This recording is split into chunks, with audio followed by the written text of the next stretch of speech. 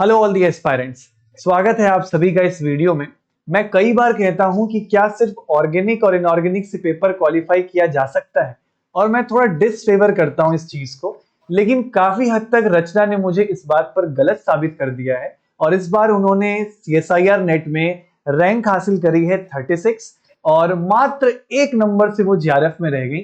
तो रचना से बात करेंगे और कैसे उन्होंने सिर्फ 2 सब्जेक्ट्स को मैनेज करके अपनी तैयारी करी। यहाँ से हम उनसे बहुत सारी चीजें सीखने वाले हैं। तो सबसे पहले रचना, मैनी मैनी कॉन्ग्रेचुलेशंस इस अचीवमेंट के लिए। और अभी कैसा लग रहा है आपको? Thank you sir. अभी तो बहुत जगह से कॉल आ रहे हैं, बहुत लोग कॉन्ग्रेचुलेट कर रहे हैं, तो अच्छा लग रहा है। और फैमिली भी बहुत खुश है, तो बहुत ही अच्छा लग रहा है। ओके, तो सबसे पहले तो आ, अपने थोड़ा कॉलेज के बारे में बताओ कि कॉलेज कहाँ से किया, मास्टर्स कहाँ से करी। अच्छा, सर मेरा ग्रेजुएशन तक का पूरा एजुकेशन उमरखेड़ में हुआ है, हम्म, डिस्ट्रिक्ट यवतमाल, महाराष्ट्र से। हम्म, और मेरा पीजी मतलब पोस्ट ग्रेजुएशन ऑर्गेनिक केमिस्ट्री से हुआ है, government Vidarbha institute of science and humanities Amravati से। ओके। 20, हाँ यस सर। तो फिर उसके बाद ये कैसे डिसाइड किया कि मुझे नेट और जीआरएफ करना है? सर लेक्चरशिप में मुझे इंटरेस्ट था, इसलिए हम्म, मैंने सर्च किया। और हमारे मतलब मेरी फ्रेंड थी साथ में, तो हम दोनों ने डिसाइड किया कि आईपास मतलब आईपास में जाके प्रिपरेशन स्टार्ट करना है। ओके। सो हाँ ये फिजिकल केमिस्ट्री से जो आपकी दुश्मनी चल रही है, तो ये ऐसा आपने decision at the end moment तक भी नहीं चेंज किया? पहले तो ये बताओ कि फिजिकल के कौन कौन से टॉपिक्स थे जो आपने किए और कौन कौन से छोड़ दिए। सर, टॉपिक्स तो मैंने 3 ही किए थे। उसमें हम्म, से है मतलब जो सब लोग करते हैं, हम्म, पॉलीमर करते हैं, सॉलिड स्टेट और ग्रुप थ्योरी करते हैं, तो ये 3 चैप्टर मैंने प्रिपेयर किए। हम्म। और क्वांटम, बाकी जो बड़े बड़े पूरे चैप्टर्स है वो पूरे छोड़ दिए थे। बस मतलब तीन उसके तीन ही। क्वेश्चन भी नहीं अटेम्प्ट किए, क्वेश्चन देखे भी नहीं पेपर में? नहीं, नहीं कुछ भी नहीं किया उसका, फिजिकल का किया ही नहीं था। और फिर ऑर्गेनिक और इनऑर्गेनिक मेरे ख्याल से फिर आपने अच्छे से प्रिपेयर किया। हाँ, ऑर्गेनिक और इनऑर्गेनिक पूरा किया मैंने। Very good. तो बहुत सारे स्टूडेंट्स इस बात में बहुत ज्यादा फियर करते हैं कि मैं ये टॉपिक छोड़ रहा हूँ, ये टॉपिक छोड़ रहा हूँ। तो अगर आप अपने जो जो भी चीज आपने करी है, मेरे ख्याल से वही अच्छे से अगर आप कर लें, तो आप जरूर एग्जाम में अच्छा परफॉर्म कर सकते हैं। हाँ सर, जरूर। जो कर रहे हैं वो पूरे 100% देके किया, हम्म। तो हम क्रैक कर सकते हैं एग्जाम। ओके। तो और सर पार्ट ए का भी उतना हम्म। ही इम्पोर्टेंट है, तो पार्ट ए के लिए भी प्रिपरेशन करना चाहिए। रोज यस। एक एक घंटा भी काफी होता है, तो वो ओके। भी अच्छा है। तो आपने पार्ट ए के लिए कैसे प्रिपेयर किया था? सर पार्ट ए के लिए आईपास के ही मैंने यूट्यूब से वीडियो देखे थे, हम्म, हम्म, और उसी से प्रिपेयर किया किया था। और आईपास की जो बुकलेट आती है पार्ट ए के लिए, हम्म, हम्म। तो वो भी रेफर की थी, अच्छा, वहां से पीवाईक्यू के। प्रॉपर क्वेश्चन पीआईक्यू सॉल्व किए थे आपने? हाँ हाँ सर, पीवाईक्यू सॉल्व किए थे, और जो ट्रिक्स होती है वो पूरी देख के रखी थी। Okay, very good. हाँ अच्छा, पढ़ते वक्त जैसे मान लीजिए आपने नोट्स बना लिए, और उसके बाद अच्छा, पिछली बार का अटेम्प्ट आपने दिया था दिसंबर वाला? हाँ सर, दिया था लेकिन तब मेरा प्रिपरेशन नहीं हुआ था। हम्म, हम्म, हाँ, तो इसके पहले मैंने सितंबर 2022 की एग्जाम दी थी। हम्म। उसमें मेरा 1 मार्क से रह गया था एग्जाम, तो उसके ओके। बाद में फिर डीमोटिवेशन की वजह से मैंने 1 साल प्रिपरेशन नहीं किया। हम्म। तो मैं घर पे आ गई थी। ओके। मतलब पहले तो मैंने आईपास में प्रिपरेशन किया था एक हम्म, साल उसके बाद में 1 मार्क से रह गया, तो मैं घर आ गई और फिर से स्टडी की ही नहीं। मतलब हम्म। 2023 पूरा वेस्ट गया। ओके। तो उसके बाद फिर 2024 में फिर से प्रिपरेशन स्टार्ट की, और फिर ऑल इंडिया रैंक 36 आ गई। तो जैसे मान लीजिए दिसंबर वाला एग्जाम दिया, और हाँ फिर नहीं हुआ, और एक नंबर से फिर रह गया था उसके पीछे भी, तो फिर बहुत हाँ सर। डिमोटिवेशन भी आया होगा। अब तो मेरे ख्याल से पहले से ज्यादा आ गया होगा। हाँ सर, नहीं मतलब ये दिसंबर का तो मुझे पता था, क्योंकि 1 साल अच्छा, का गैप था। प्रिपेयर उतने तो अच्छे से वो तो नहीं किया कम, था। हाँ, तो वो हम्म, तो मार्क्स कम आने ही वाले थे, इसलिए मुझे डीमोटिवेशन अभी दिसंबर का नहीं था, लेकिन वो टाइम ज्यादा था क्योंकि हम्म, बहुत पढ़ाई की थी तब। ओके। तो फिर क्या हाँ जी। चेंजेस किया आपने? आपको जैसे क्या क्या मिस्टेक्स आपको हाँ। दिखाई दी कि क्या एक स्टूडेंट मिस्टेक हम्म। कर सकता है, और इस बार वाली तैयारी में वो क्या अलग था जो पहले नहीं था? अच्छा सर, पहले ना मुझे बेसिक क्लियर करना था जो कि मेरे पास नहीं था। तो हम्म। तब क्लासेस अटेंड करने थे, तो मैंने आईपास के मतलब ऑफलाइन बैच के पूरे क्लासेस, जैसे कि आपके जीओसी के स्टीरियो, हम्म। रिएक्शन मैकेनिज्म, रिएजेंट, पूरे अच्छे से नोट्स बना लिए थे। हम्म। और तब ना रेफरेंस बुक नहीं कर पाई थी, और यस। ज्यादा टेस्ट सीरीज नहीं लिए थे। हम्म। तो वो ये दो डिफरेंस है। और पार्ट ए को भी ज्यादा टाइम नहीं दे पाई थी, हम्म। जो कि मैंने ये अटेम्प्ट में पार्ट ए का भी किया, टेस्ट सीरीज भी सॉल्व किए। हम्म। और माइकल नान्स, कैरोथर, ये रेफरेंस बुक भी रेफर किए थे। अच्छा, जैसे अब आपने फिजिकल तो छोड़ी थी, तो आपके मन में ये तो था कि हम मुझे ऑर्गेनिक और इनऑर्गेनिक बहुत अच्छे से करने हैं। तो अब क्या हाँ सर। ऑर्गेनिक के लिए जो रेफरेंस किताबें थी उनको पूरा आपने पढ़ा भी था, या उसके क्वेश्चन हम्म। सॉल्व किए थे, उसको किस तरीके से मैनेज किया था? सर पहले मतलब सिर्फ उसके रिएक्शंस देख लिए थे मैंने पहले। हम्म। और उसके बाद में जो आपकी एग्जाम मैपिंग सीरीज थी, हम्म। एग्जाम टाइम पे वो हम्म। पूरी फॉलो की थी। तो अच्छा, उससे बहुत ज्यादा मदद हुई है मुझे। तो क्या उसके नोट्स भी बनाते थे आप उन क्वेश्चंस के जो मैं एग्जाम मैपिंग में हाँ या सर, हाँ। कराता था? एक अलग से बुक की थी, उसमें जो हम्म। न्यू क्वेश्चंस होते थे, हम्म। जो इम्पोर्टेंट क्वेश्चंस आप बनाते थे, बताते थे, हम्म। वो ऐड किए थे। ओके।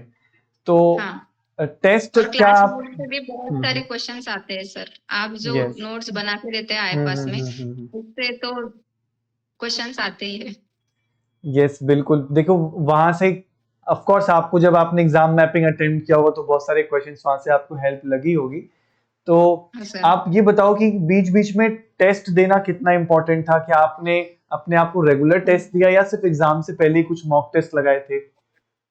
नहीं, आईपास में जो संडे टेस्ट होते थे वो हम्म। मैं पूरे अटेंड करती थी। संडे टेस्ट में कैसे हम जो पूरा वीक में पढ़ाई करते हैं, हम्म। उसमें हम कहाँ कम है कहाँ ज्यादा है वो पता चलता है। कभी कभी टेस्ट सीरीज में मार्क्स ज्यादा आते हैं, तो हम्म। ऐसा लगता है कि अब कम पढ़े तो भी चलेगा।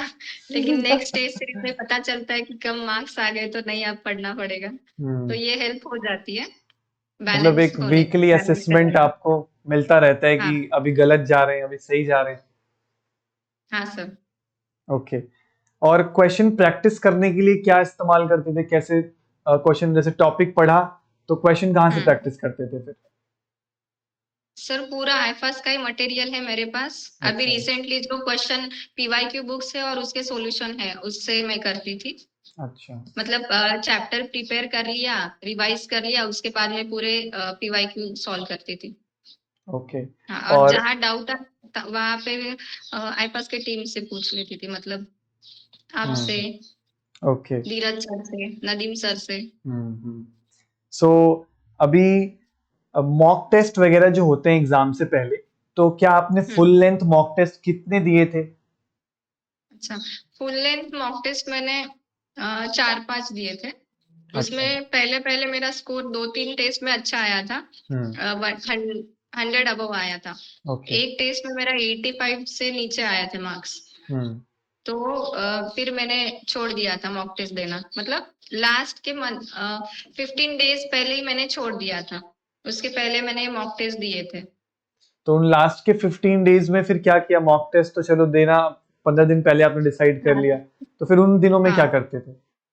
सर, 15 डेज में मैंने पूरा रिवाइज कर लिया था, पूरे रेफरेंस बुक देख लिए थे, जो इम्पोर्टेंट क्वेश्चन जो हाईलाइट किए थे वो देख लिए थे। हम्म। पार्ट ए के मतलब जो कुछ फॉर्मूलाज होते हैं, हम्म। ट्रिक्स होते हैं, वो याद कर लिए थे।